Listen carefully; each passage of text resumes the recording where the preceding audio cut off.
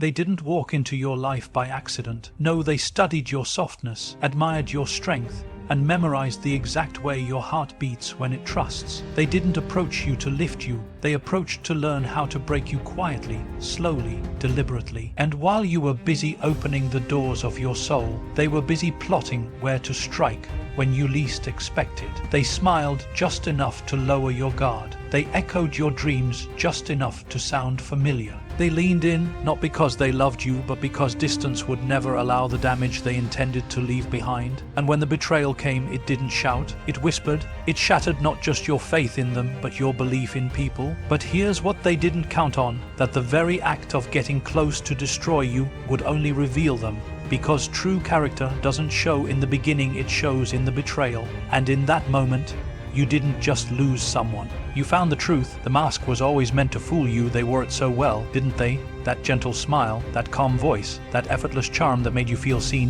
valued, even safe. But the truth is, it was never really them. It was a mask, a perfectly crafted illusion designed to blend into your world like they belonged there. They watched the way you listened when no one else did, how you gave more than you received, how you forgave what others would punish. And that's when the performance began, not out of love, not out of loyalty, but out of need, a need to get close enough to reach the part of you no one else could touch. They mirrored your warmth, repeated your hopes, and matched your energy until it felt like destiny.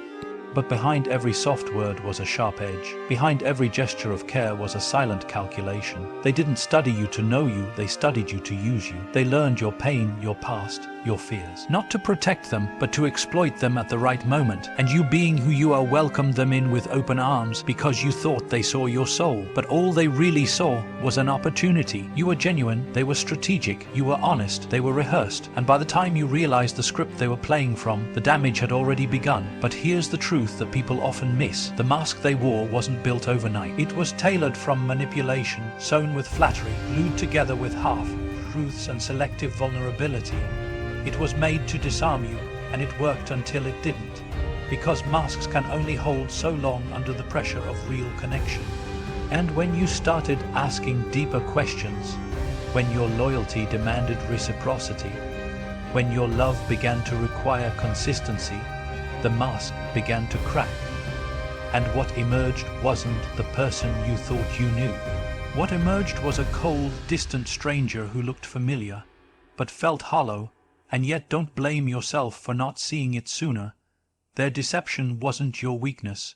Your kindness was never the mistake. It was their strategy, their performance, their game. But here's what they never anticipated, that once the mask slips, you'll never look at them the same. You won't hate them, no. That would still give them too much power. What you'll feel is clarity, cold, calm clarity, and with that you rise, not broken but awakened, because the mask may have fooled you once, but it will never fool you again.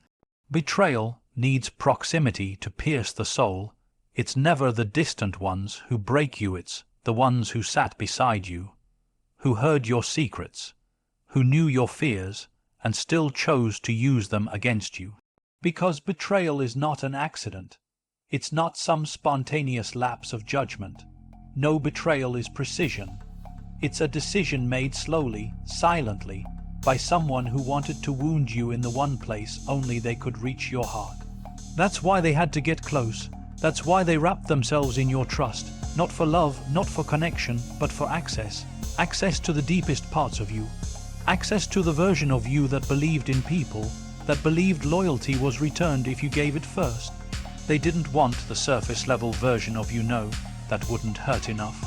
They needed to earn your faith, your friendship, your inner circle, because without that, they couldn't break anything worth breaking. And once they were in, once they were close enough, they didn't shout or destroy in a moment. They chipped away slowly while smiling. They showed up just enough to be trusted, disappeared just enough to confuse you, and returned just enough to keep you tied to the illusion. And then, when the moment was right, when your guard was completely down, they delivered the final cut. But it wasn't just the act that hurt. It was who did it. That's what betrayal really is, not the pain of the knife, but the shock of the hand that held it. Because strangers can harm your body, but only someone close can reach your soul. That's the cost of intimacy. And while you were loving honestly, They were taking mental notes. They weren't building with you, they were building leverage. And you ask yourself now, how could someone who said they cared cause this much damage? But that's the wrong question. The real question is, why did they need to get close just to destroy what they could have walked away from untouched? And the answer is chilling, because it only means more if it comes from someone you trusted. They didn't just want to hurt you. They wanted to hurt the part of you that believed they never would. And that is why betrayal leaves a scar deeper than any wound, because it isn't just pain. It's a violation of everything you thought was real. But here's what they'll never understand. Pain doesn't just break people sometimes, it reveals them. And now, with the mask off and the illusion shattered, you rise not with vengeance, but with wisdom. Because once someone shows you how far they'll go just to get close enough to wound you, you never let them back in again. Not out of hate, but out of love, love for yourself. Your light threatened their darkness. You thought they admired you, the way you loved without caution, the way you forgave without revenge, the way your heart stayed kind even after all the storms you've weathered. But they didn't admire you, they resented you, because your light exposed everything they were trying to hide within themselves. Your presence, your purity, your peace. It didn't inspire them, it unsettled them. They couldn't understand how someone could carry so much pain and still smile, how someone could be surrounded by lies and still choose truth, how someone could be abandoned and still choose to stay loyal. They didn't get it, and instead of rising with you, they decided to dim you.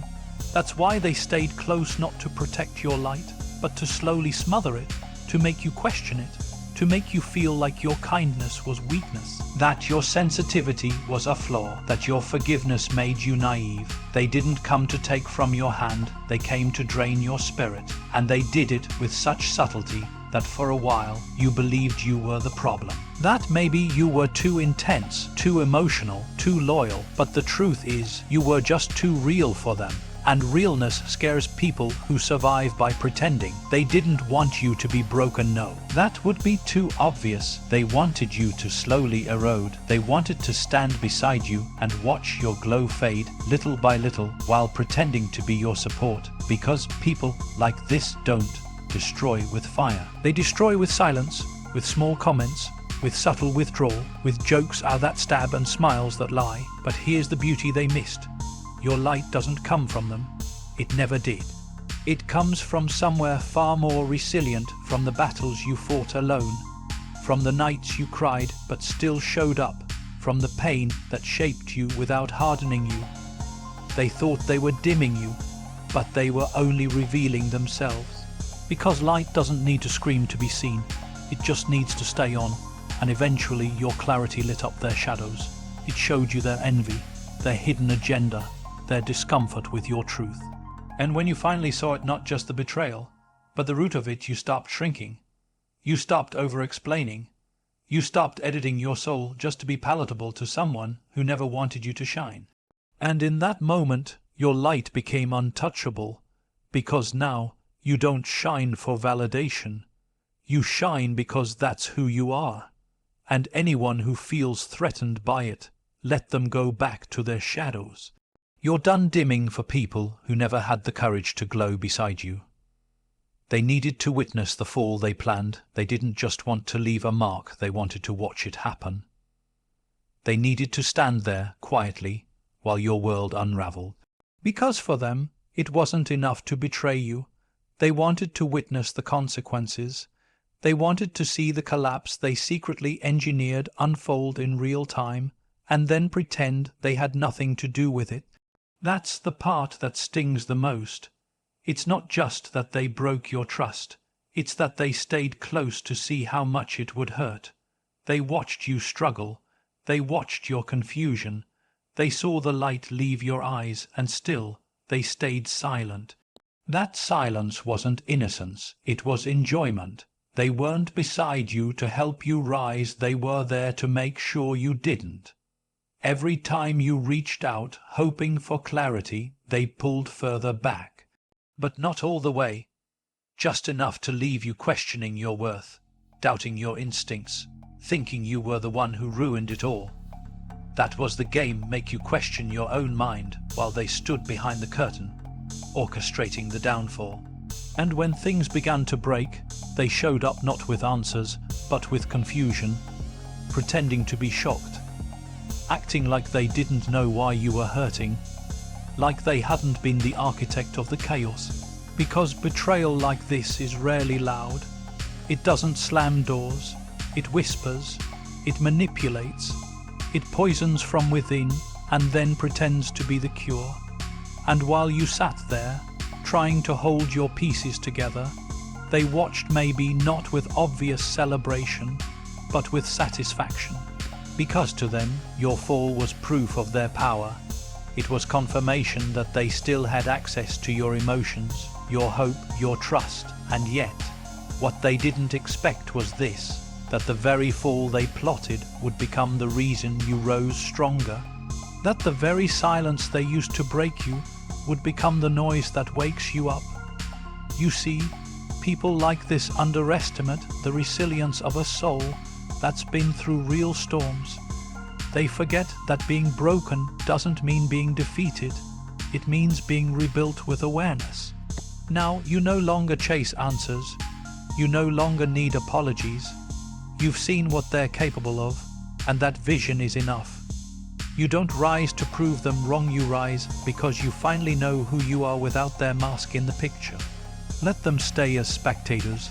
Let them watch, because the same way they stayed close to see you fall. Now, they'll have no choice but to witness your rise, and this time it won't be quiet. It will be undeniable. But their closeness revealed them, not you. They thought they were clever, that by getting close, they'd gain control. That proximity gave them the power to shape your perception, your reactions, even your identity. But in the end, it didn't expose your weakness. It revealed their truth. Because closeness doesn't just grant access, it strips away pretense. And the closer they got, the more they had to perform, to pretend, to hide the cracks in their mask. And eventually, the illusion couldn't hold. You didn't expose them, they exposed themselves.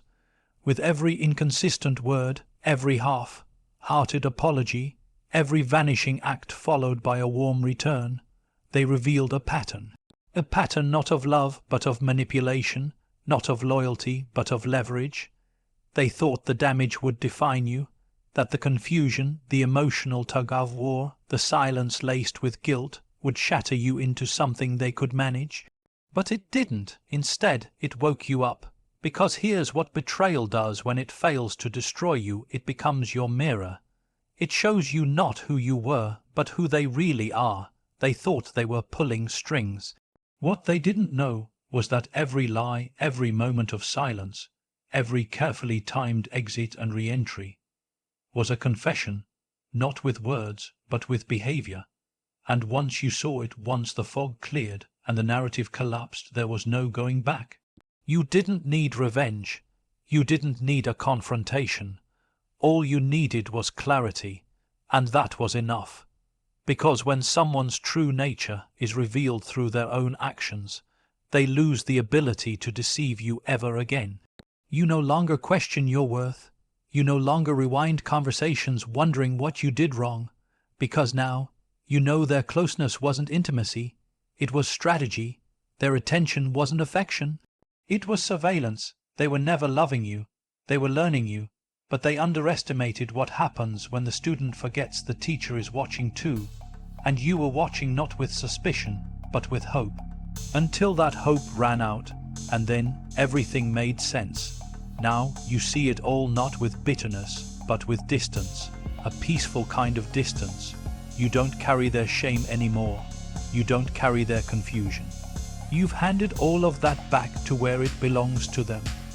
Because when the truth arrives, the weight leaves, and now you walk lighter, not because it didn't hurt, but because the hurt taught you how to see.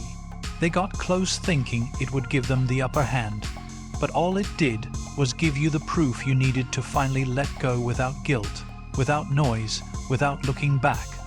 They thought closeness was control.